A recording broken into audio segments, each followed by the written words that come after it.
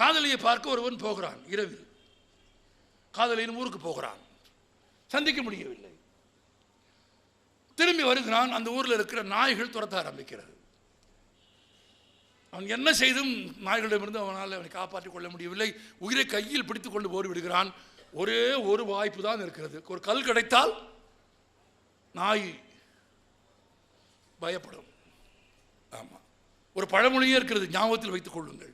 நல்ல கல் கிடைக்கிற வரை நாயோடு பேசிக்கொண்டே இருக்க வேண்டும்.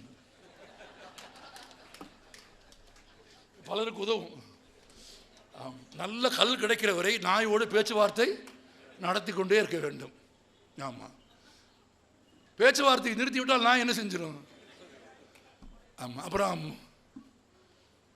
நல்ல கல் கிடைக்கிற வரை நாயோடு பேச்சுவார்த்தை நடத்துவதற்கு கூட இடமில்லை. இரவில் விழுந்தடித்து ஓடுகிறான். வழியில் பார்க்காத ஒரு கல் கிடக்கிறது. எடுத்து இருந்தால் நாய்களை விரட்டி விடலாம் என்று நம்பி குனிந்து கல்லை எடுக்கிறான். எடுக்க முடியவில்லை. கல் தரையோடு இறுகி போயிருக்கிறது. ஒரு வழியாக உயிரை கையில் பிடித்து ஓடி போய்விட்டு மறுநாள் காதலிக்கு கடிதம் எழுதினான். என்னடி உன் ஊர்? கல்லை கட்டி போட்டு விட்டு நாய்களை அவிழ்த்து விட்டிருக்கிறீர்கள்.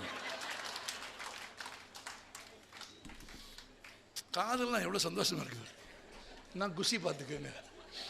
ரெண்டே வரி தான், கற்பனையின் உச்சத்துக்கு போயிட்டா. என்னடி உன் ஊர்? கல்லை கட்டி போட்டு விட்டு நாய்களை அவிழ்த்து விட்டிருக்கிறீர்கள். அது போகக்கூடாத ஊரப்போ. ஆமாம், ரெண்டு வரி தான். உலக இலக்கியம் பாருங்க. கற்பனை சட் ஒரே அடியில் அடிச்சுட்டான். படித்து முடிச்சுக்கிற கணம் எப்படி இருக்கு உங்களுக்கு? சந்தோஷமா இருக்கா? இந்த அதாவது காதல் அனுபவமே இல்லாத ஒருவருக்கு கூட இந்த படித்த உடனேயே ஒரு காதல் இன்பம் கிடைக்கும் இல்லையா? அதுதான் புத்தகத்தின் சிறப்பு. காதலிச்சு ஓடி வந்தவனுக்கு இருக்கான் பாருங்க, அவன் இதை படிச்சானா எப்படி இருப்பான்? ஆடாடாடா, நமக்கு பின்னாலே ஒருத்தன் ஓடி வந்து எழுதியிருக்கானே, அப்படி தோணும் தானே? எனக்குலாம் அப்படி தோணுச்சு. ஆமாம், நாங்கள் கொஞ்சம் ஜோரேறி கொடுத்த ஆளுங்க தான். ஒரு பாட்டு தான், ஒரு சின்ன வரி தான். அப்படின்ட்டு போகிறான். காதல் கவிதையாக சொல்லட்டுமா நான்? ரம்ஜான் நோன்பு காலம். இவன் காதலை பார்க்க போகிறான். ஆனால் என்ன சொல்லி விடுறான் அவர்கிட்ட? வராதே. எந்த காதல்லாம் சொல்லுவானா? சொல்ல மாட்டான்ல. பார்க்கத்தானே போகிறான். இப்போ வாழ்ந்தானே சொல்லணும். ஏன்டா வராதேன்னு சொல்கிறான் அப்படின்னு பார்த்தா அதான் அழகு, கற்பனை. வராதே, பிறை போன்று உன் நெற்றியை பார்த்து விட்டு, பிறை போன்ற உன் நெற்றியை பார்த்து விட்டு மூன்றாம் பிறை தோன்றி விட்டது என்று நம்பி நோன்பு முடித்து விட போகிறார்கள். அதனால் வராதே. என்னடா டே, ஆதலின் நெற்றி அப்படி பிறைக்கு அழகானதுன்றது எப்படி சொல்றான்? இதுதான் கற்பனை. இது மாதிரி கம்பராமாயணத்தில் ஒரு காதல் காட்சி இருக்கு. ஆமா, வான்மீகி ராமாயணத்தில் இல்லாத காதல் அது. வான்மீகி ராமாயணத்தில் சீதைக்கும் ராமனுக்கும் திருமணம் நடக்கிற போது ராமனுக்கு வயது 12, சீதைக்கு வயது 6. அது ஒரு குழந்தை திருமணம். அது சட்டபூர்வமாக செல்லுமா செல்லாதா என்பதை வழக்கறிஞர்களை கேட்டு தெரிந்து கொள்ளுங்கள். எனக்கு தெரியாது. ஆனால் கம்பனுக்கு தெரியும். குழந்தைகளாக இருக்கும் ராமனுக்கும் சீதைக்கும் திருமணம் செய்து வைக்க கம்பன் விரும்பவில்லை. மூல காப்பியத்தை எடுத்துக்கொண்டு தமிழுக்கு மாற்றி மொழிபெயர்ப்பு அல்ல, மொழி ஆக்கம் செய்கிற போது தன் கற்பனைக்கு எட்டாத கற்பனையால் இருவரையும் பருவம் அடைந்தவர்களாக மாற்றி காப்பியத்தை எழுதுகிறான். பருவம் அடைந்தவர்களாக மாற்றியது மட்டும் கம்பனுக்கு போதுமானதாக இல்லை. சுயம்வரம் நடக்கப் போகிறது. யார் வில்லை முறிக்கிறார்களோ அவர்கள் தான் மணந்து கொள்ள வேண்டும். சீதையின் நிலை ரொம்ப கடினமான நிலை. முறிக்கிறவன் எப்படி இருந்தாலும் அவனை கல்யாணம் செய்து கொள்ள வேண்டும். யார்? சீதை. இப்படி ஒரு கட்டுப்பாடு தான் அன்றைக்கு. கம்பன் அதை விரும்பவில்லை. விடிந்தால் சுயம்வரம், வில்லை முறிக்கப் போகிறார்கள். பல நாட்டிலே இருந்து பலரும் வந்திருக்கிறார்கள். அதே நாட்டிற்கு ராமன் வருகிறான். மூல காப்பியமான ராமாயணத்தில் உலகின் பல்வேறு மொழிகளில் எழுதப்பட்ட ராமாயணங்களில் இல்லாத ஒரு காதல் காட்சியை தன் கற்பனையால் கம்பன் உருவாக்குகிறான். ஏனென்றால் கம்பன் தமிழன். தமிழின் காதலன் கம்பன் கன்னிமாடத்தில் சீதையை கொண்டு வந்து நிறுத்துகிறான். அந்த புறத்திலேயே சீதை இருந்தால் பார்க்க முடியுமா? பார்க்க முடியாது. இப்போ ஒரு டிராமா போடுறான், சீன் போடுறான். நம்ம ஆளு கன்னிமாடத்தில் கொண்டு வந்து சீதையை நிறுத்துகிறான். சீதை கன்னிமாடத்தில் இருக்கிற போது கன்னிமாடத்துக்கு கீழே இருக்கிற மிதிலை நகரத்து வீதியில் யார் போகிறா? ராமன் போகிறான். இப்போ ராமனும் சீதையும் ஒருவரை ஒருவர் பார்க்கிறார்கள். அது என்ன வரி?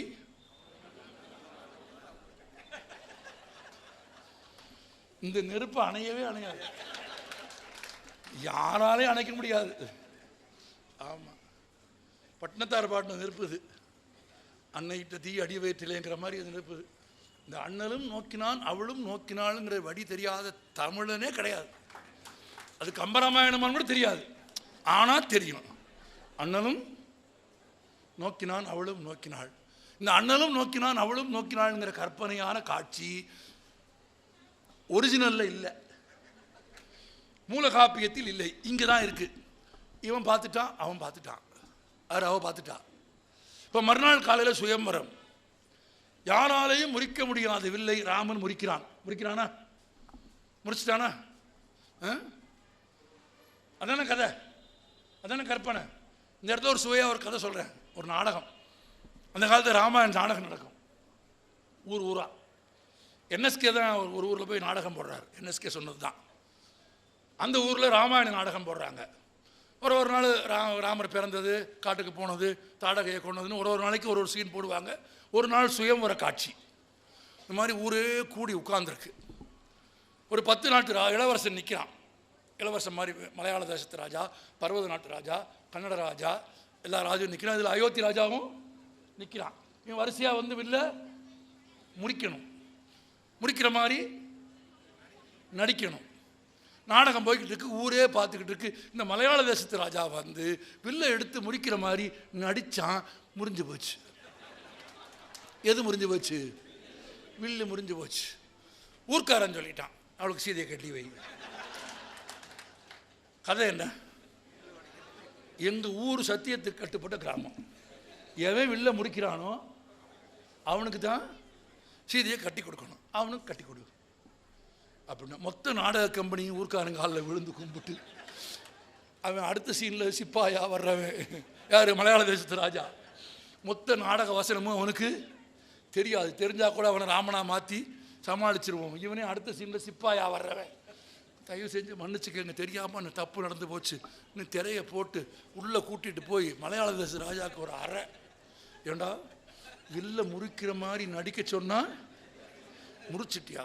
இன்னைக்கு உனக்கு சோறு இல்லை. நாடகம் இல்லை. அந்த காலம்லாம் எப்படின்னா எப்போவுமே சோறு இருக்காது. இது சொல்லிட்டு சோறு இல்லை.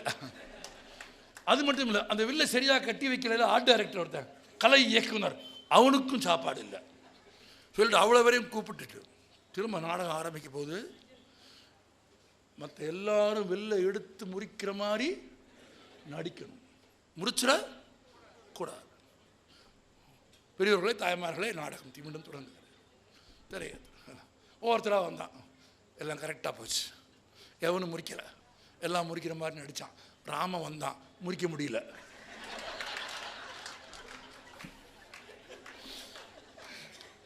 வேற எவனாவது முடிச்சிருவானு கொஞ்சம் இறுக்கமாக கட்டி வச்சுட்டான். என்எஸ்கே சொல்லுவார், அந்த ஊரில் கடைசி வரைக்கும் சீதை கல்யாணமே நடக்கல.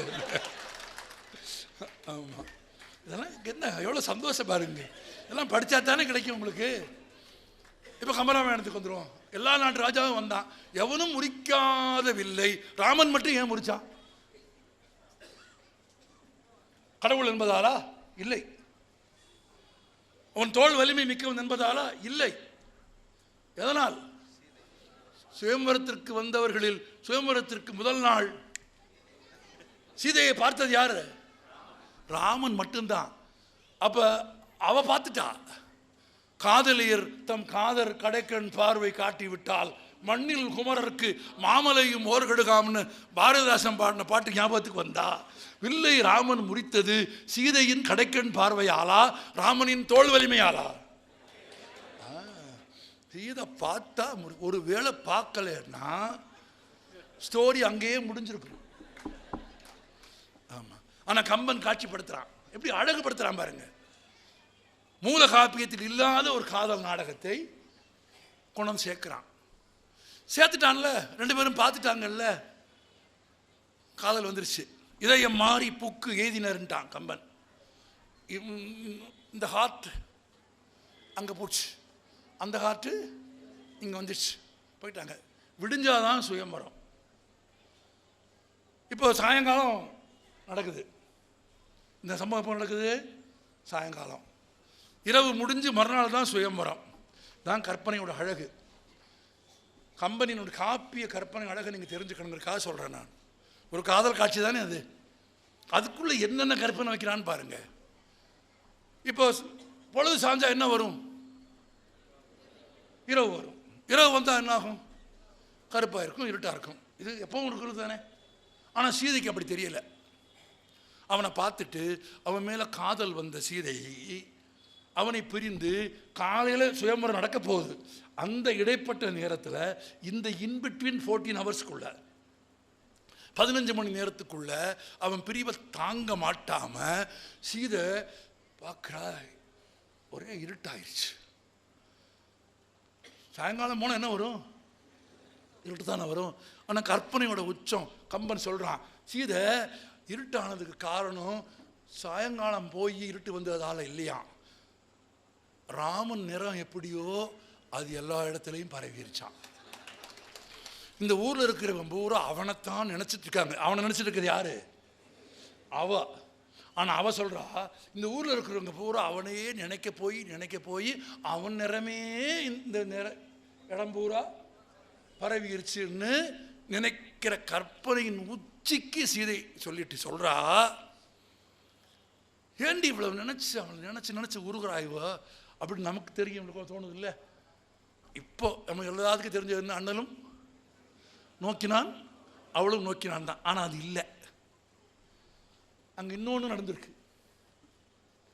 இன்னொன்று நடந்தது யாருமே சொல்லலையே அப்படின்னா அதான் இப்போ சொல்லுவோம்ல நாங்கள். இன்னொன்று என்ன நடந்துச்சுன்னா, சீதை சொல்கிறா, அவனும் நானும் பார்த்துக்கிட்டோம்ல, அதனால மட்டும் காதல் வரல. எதனால வந்துச்சு? அவன் என்னை பார்த்து ஒரு சிரிப்பு சிரிச்சான்னு சொல்றான். ஒரு பாட்டே இருக்கு அதுக்கு, ஒரு பாட்டே. அந்த பாட்டில் ஒரு வரி மட்டும் நான் சொல்றேன். ஆமாம், முழு பாட்டு எனக்கு தெரியும், அது அது வேணாம். ஆமாம், உங்களுக்கு சட்டு அந்த 2 செகண்டில் போர் அடிச்சிடும் அது. ஆமாம், அது இந்திர நீலம் மொத்த இருண்ட குஞ்சியும் ஆரம்பிக்கிற பாட்டு அது. அவன் என்ன சொல்றா, அவன் தலைமுடியை பார்த்தேன், அது இல்லை. நிலா மாதிரி அவனுக்கு ஒரு முகம், அது இல்லை. ஆனால் பார்த்துருக்கா. தெரியுதா உங்களுக்கு? இதுக்கு இந்த களவாணித்தனத்துக்கு பேர் தான் காதல். வரும் அதான் எப்படி ஃபுல்லாக பண்ணுறாங்க பாருங்க. இது மட்டும்தான் என்ன வருது. சீதை சொல்கிறா, அவன் தலைமுடி அழகு அது இல்லை, அவன் அழகான முகம் இல்லை, அவனுடைய நீளமான கைகள் இல்லை, இதெல்லாம் பார்த்துருக்கா. அதெல்லாம் சொல்கிறா. அவனுடைய அகலமான மார்பு இல்லை, இதெல்லாம் இல்லை. இதெல்லாம் பார்த்துட்டு தானே சொல்கிற, இதெல்லாம் பார்த்தேன். ஆனால் இது என்ன கவரலை. எது ஒன்று ரொம்ப கவர்ந்துச்சுன்னா, முந்தி அம்முறுவல் என் உயிரை உண்டதுன்னு எழுதுறான். அவன் என்னை பார்த்து ஒரு சின்ன சிரிப்பு சிரித்தான், அது என் உசுரை தின்றுச்சுன்னு எழுதுறான். அப்படி நடக்குமா அப்படின்னா, அப்படி சிரித்தவங்களுக்கு தெரியும். அல்லது குறைஞ்சபட்சம் அப்படி சிரிக்கணும்னு ஏங்குனவங்களுக்கு தெரியும். என்ன சொல்றீங்க? கரெக்டு தானே? அதில் ஒரு அழகு வச்சான், அதான் கற்பனை உச்சம். முறுவல்னு எழுதுனான் கம்பன். அவன் என்னை பார்த்து ஒரு முறுவல். ஏன் புன்னகைன்னு சொல்லலை? ஏன் சிரிப்புன்னு சொல்லலை? ஏன் முறுவல்னு சொன்னான்? எவ்வளவோ சொற்கள் இருக்கு. எவ்வளவோ சொற்கள் இருந்தும் கம்பன் ஏன் தன் கற்பனையின் உச்சத்தில் போய் முறுவல்னு ஒரு சொல்ல வச்சான்? இதில் என்னன்னா, அவங்க பார்த்தப்ப என்ன நடந்துச்சுன்னு யாருக்குமே தெரியாது. அந்த காட்சியில் இதை கம்பன் சொல்லவே இல்லை. அப்புறமா ராத்திரி அவள் தனியாக உட்கார்ந்துருக்கும் போது நினைக்கிறா, அவன் என்னை பார்த்து ஒரு முறுவல் பூத்தான், அந்த சிரிப்பு தான் என் உசிரியை எடுத்துச்சுன்னா, அதை ஏன் கம்பன் முறுவல்னு சொன்னான்னா அதுதான் காரணம். முறுவல்னா சத்தம் வராது.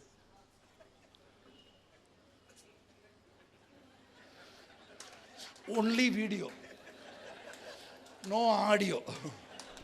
புரிஞ்சுதா இப்போ? நல்லா புரியுமே இப்போ? ஆமாம். அவன் சிரிச்சான், சத்தம் இல்லை.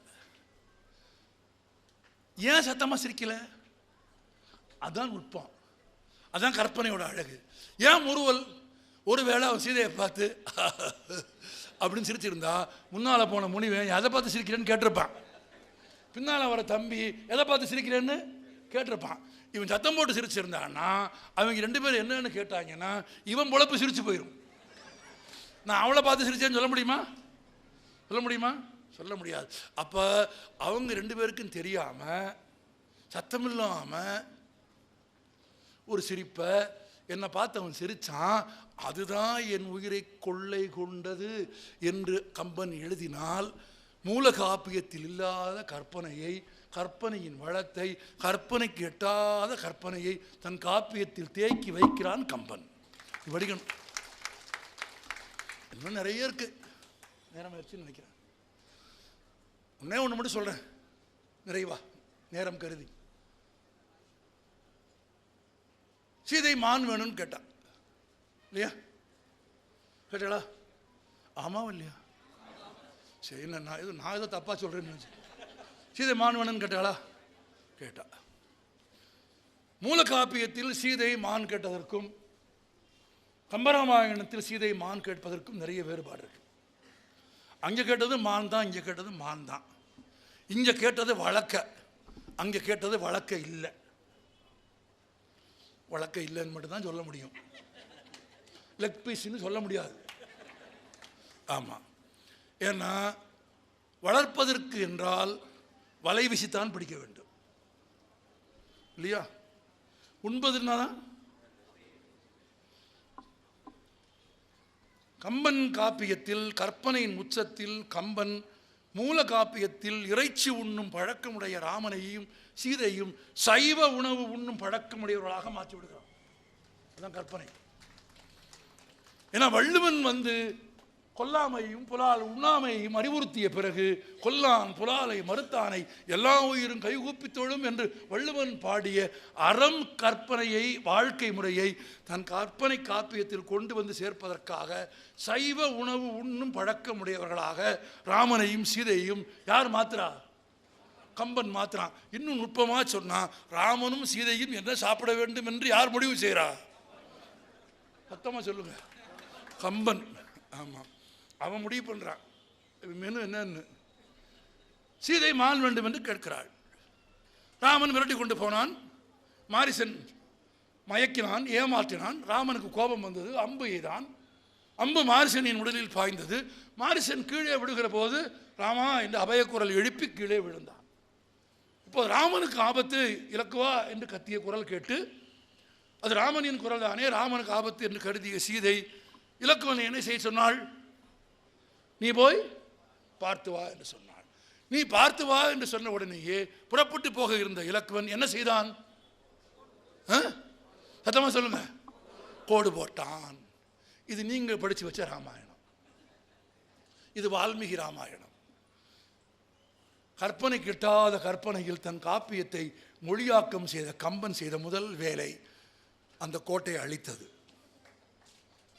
அதான் தமிழன் சிறப்பு, அதான் கம்பனின் சிறப்பு.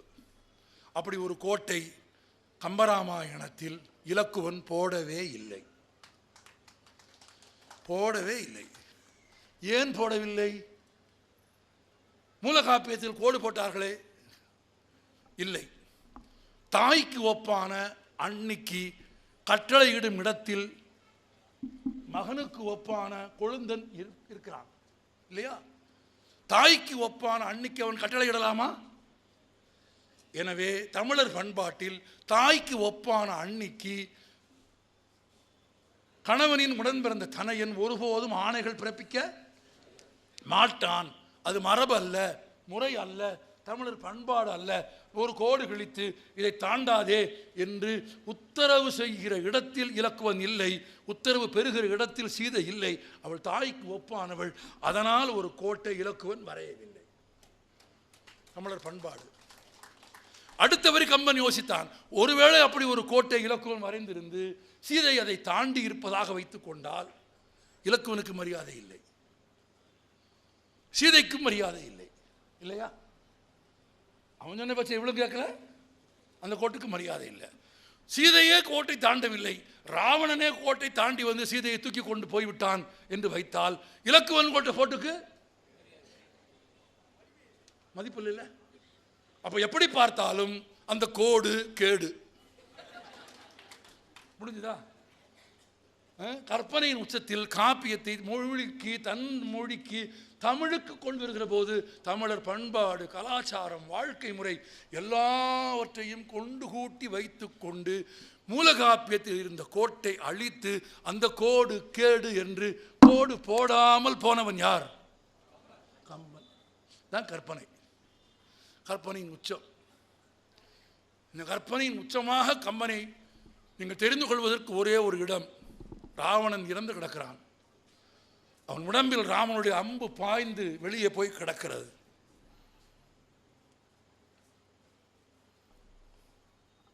ஒரு சின்ன குண்டூசி எடுத்துக்கொள்ளுங்கள். நான் எல்லா இடத்துலையும் கேட்குற கேள்விதான். ஒரு சின்ன குண்டூசி எடுத்துக்கொள்ளுங்கள். அதை கையில் குத்தி நீங்கள் எடுத்தால் அந்த குண்டூசியின் முனையில் உங்கள் குருதி படுமா படாதா? படும். ஒருவரை வீழ்த்துவதற்கு அல்லது ஒருவரை அழிப்பதற்கு ஒரு ஆயுதத்தை நீங்கள் பயன்படுத்தினால் அந்த ஆயுதத்தில் நீங்கள் யாருக்கு எதிராக அதை பயன்படுத்தீர்களோ அவர்களது குருதி படுமா படாதா? படும். தடயவியல் ஆய்வு அறிக்கைகளில் குற்றங்களை கண்டுபிடிப்பதற்கு மிக முக்கியமாக பயன்படுத்துவது எது? ஆயுதங்களில் இருக்கிற குருதி, குருதியின் தன்மை. அந்த ஆயுதத்தில் இருக்கிற குருதியும் என் உடம்பில் இருக்கிற குருதியும் ஒன்றாக இருந்தால் ஒரு நேர்கோட்டில் அந்த ஆய்வு போகும். இப்போ ராவணனின் உடலை துளைத்து போர்க்களத்தில் ராமனின் அம்பு போய் கிடக்கிறது. கற்பனை கெட்டாத கற்பனையை, உலக இலக்கியத்தில் நீங்கள் எங்கும் பார்க்காத ஒரு கற்பனையை நான் இன்றைக்கு உங்களுக்கு தருகிறேன். ஒரு குண்டூசியை கையில் குத்தி எடுத்தாலே அதில் குருதி படிந்துவிடும் என்றால் பறந்து விரிந்த பெரிய மார்புடைய வாரணம் புரத மார்பும் வரையினை எடுத்த தோளும் தாரணி மௌலி பத்தும் சங்கரன் கொடுத்த வாழும் கொண்ட ராவணன் போன்ற ஒரு பெரிய அசுரனின் உடம்பை துளைத்து போகிற அம்பில் குருதி படுமா படாதா? படும். ஆனால் கற்பனை கிட்டாத கற்பனையில் கவிச்சக்கரவர்த்தி கம்பன் பாடினான், தோய்வுறும் கணை, அவன் உடம்பில் நுழைந்து வெளியேறிய கணையில் குருதி படவில்லை என்று எழுதினான். தோய்வுறும் கணை செம்புனல் தோய்ந்தில. அப்படியானால் இந்த இடத்தில் கற்பனையில் 2 உயரங்களை கம்பன் தொடுகிறான்.